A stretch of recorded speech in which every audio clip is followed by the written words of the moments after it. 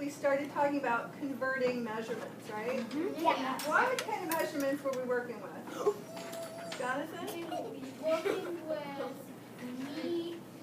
anything that has to do with length, like meters, millimeters, Okay.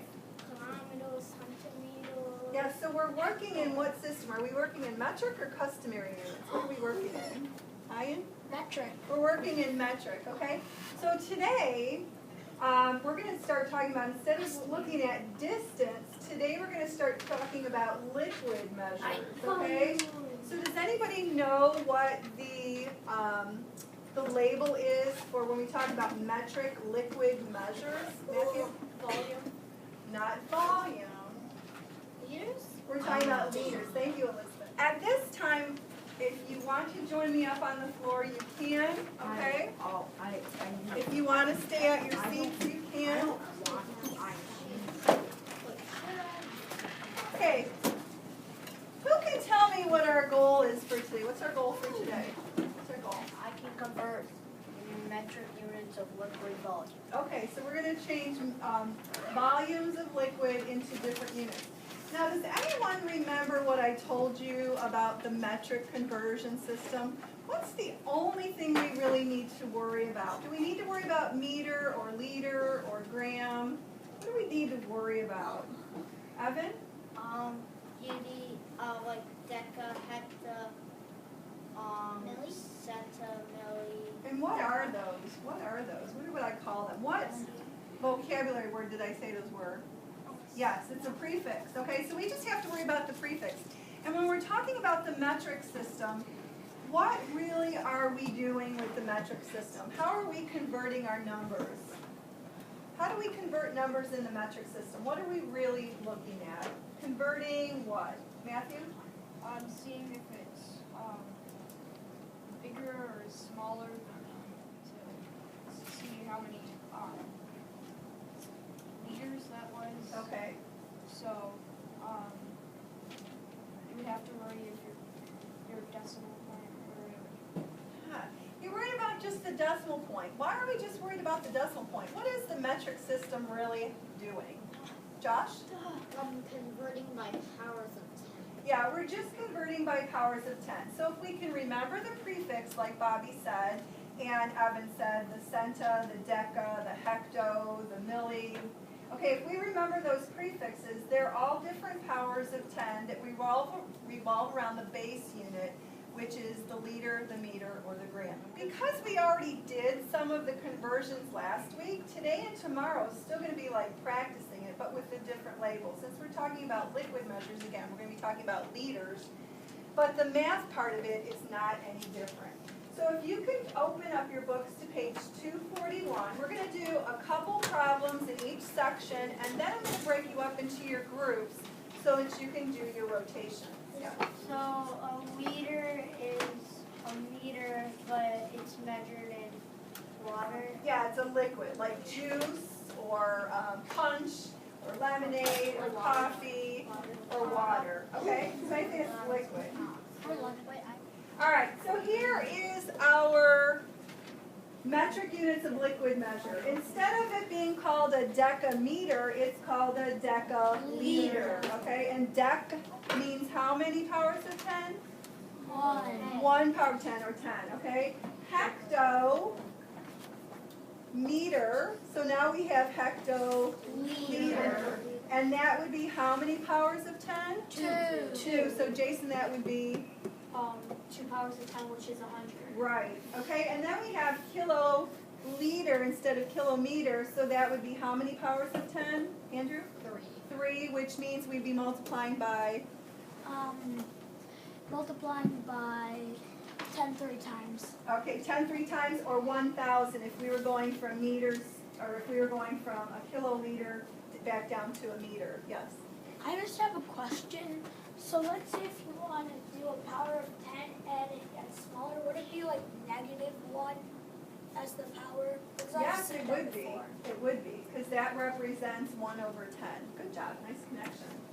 All right, and so on the flip side, the smaller units, instead of saying a decimeter, we're saying a deciliter. Okay, and a deciliter would be 1 1/10 of a meter, okay? It would be, never mind. So it'd be 10 to the minus 1 if we were talking exponents, but we're not there yet. That's actually 7th grade stuff, so but that's a nice connection that you made. All right, and centif, we said was how many centif? Evan? 100, but it's a smaller unit than the liter is. It's a centiliter, so it would be 1/100th of a meter. And then the milliliter would be 1/1000th. So again, if you know the prefixes, nothing else is going to be different. It's just shifting that decimal by the powers of 10 that you're working with. Andrew? But it says like, just on the flip side, like 1 deciliter, Yep. like it says it's 1/10, but oh, never mind. Okay. So if we were going from a deciliter to a liter, we would shift the decimal point over one place to the left. Remember we talked last week that we're going from a smaller unit to the bigger unit, so your number has to get smaller. If we're going from the bigger unit to the smaller unit, our number would get bigger. Okay. So if we have 5 liters, how many milliliters would we have? Jackson? 5,000. 5,000. Okay. I have, Yep. Would you ever see like this, like ever? Yes, you will.